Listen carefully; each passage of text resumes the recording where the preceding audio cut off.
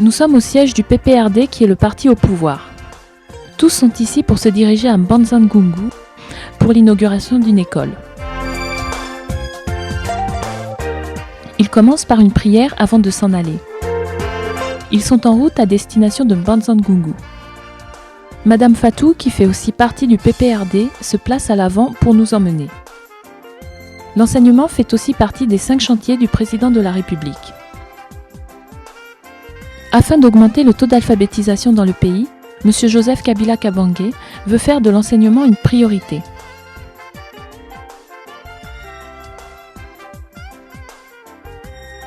Le cortège s'arrête dans une station d'essence pour faire le plein, car la route est longue.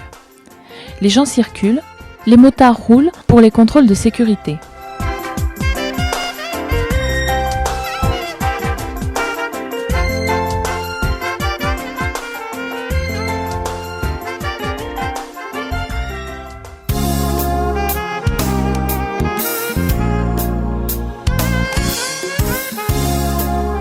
Le chauffeur roule doucement pour éviter les accidents, car sur la route où nous circulons, il y a beaucoup de poids lourds.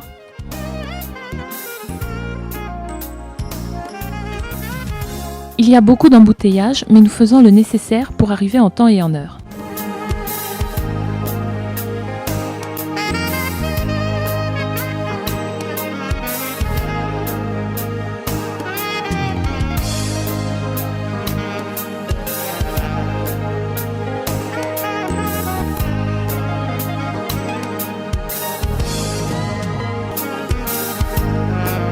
Nous sommes arrivés au péage. Madame Fatou va payer comme tout le monde. Mbongo futa péage. Tetozo futa po eza l'État, faut l'État akutsa mbongo po babongisa mboka. La route continue. Enfin, nous sommes arrivés à destination.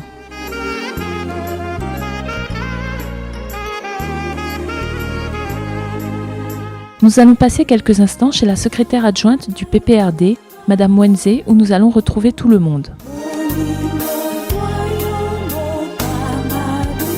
À présent, l'heure est venue de se diriger là où se tiendra l'inauguration de l'école.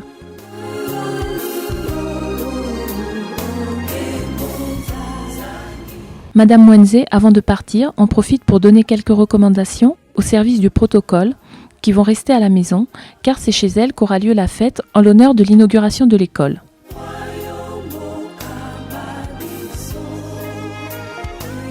Il pleut, mais la détermination est là.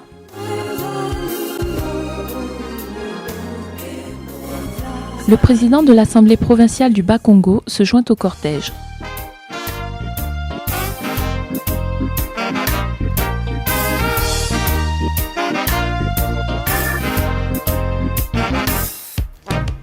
La sécurité est assurée pour éviter tous les débordements.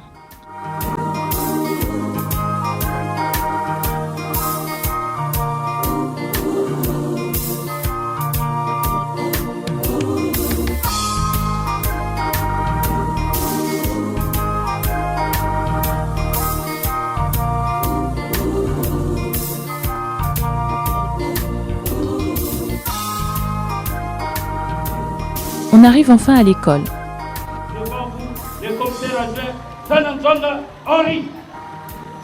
Quelques honneurs se tiennent à l'occasion de la cérémonie marquant la remise des clés du second bâtiment de l'école primaire Ramazani.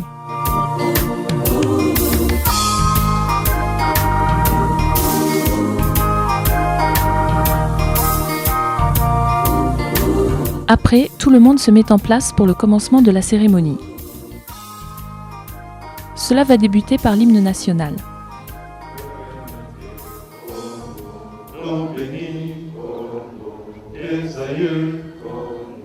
Au pays bien-aimé, nous peuplerons ton sol et nous assurerons ta grandeur.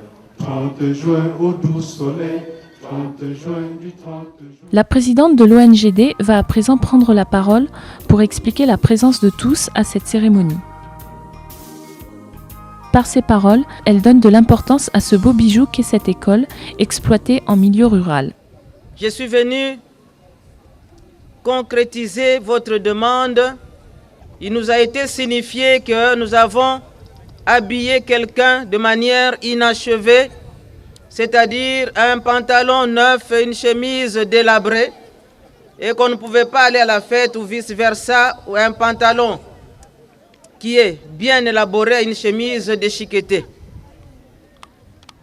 Aujourd'hui, au-delà de la chemise, pour ne pas tomber dans chemise et pantalon, culotte, chapeau et bottes, nous avons pensé achever le volet construction, c'est-à-dire au-delà du second bâtiment, qui constitue l'habit complet, c'est-à-dire chemise neuve, un pantalon neuf. Nous avons ajouté des bottes, c'est-à-dire le bureau du directeur, du préfet, et on est allé même aux chaussettes, c'est-à-dire les latrines. Ça signifie que nous avons essayé de compléter les infrastructures scolaires ici. Je voudrais aussi dire que les latrines que nous avons construites vont servir aux deux écoles, c'est-à-dire Épée Ramazani et Épée Kumbi qui sont à proximité, parce que ces deux écoles n'ont pas de latrines. Il est de coutume déplorable que quand un chef d'établissement qui a le courage de demander pour améliorer les conditions d'éducation des enfants, le lendemain, on l'envoie aller chercher ailleurs. Donner l'occasion à ceux qui ont milité, qui ont pleuré, qui doivent aussi jouir de ces établissements qui sont en très bon état. Mais aujourd'hui, grâce aux dirigeants de notre pays, nous avons une école digne de ce nom.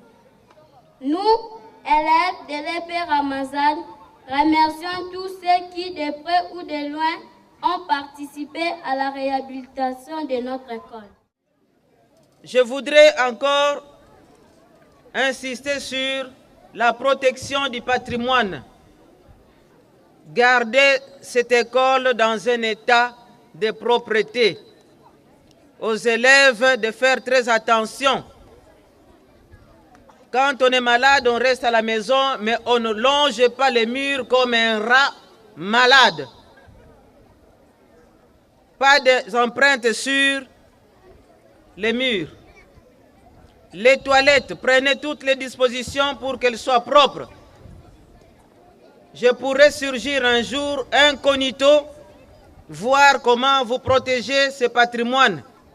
Symboliquement, vous voyez devant vous quelques craies, quelques carnets de prévision des matières, des rapporteurs, des équerres.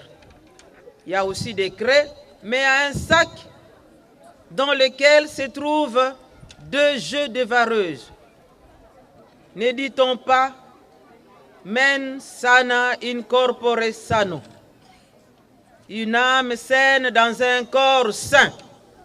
Le sport, la gymnastique, il faut promouvoir entre les deux écoles, Kumbi et Ramazani, des petites équipes de juniors pour s'entraîner au football. Ici, on montre à titre symbolique les futurs équipements dont disposera cette école. On montre aussi les maillots pour le sport, car il est important pour la santé de l'enfant.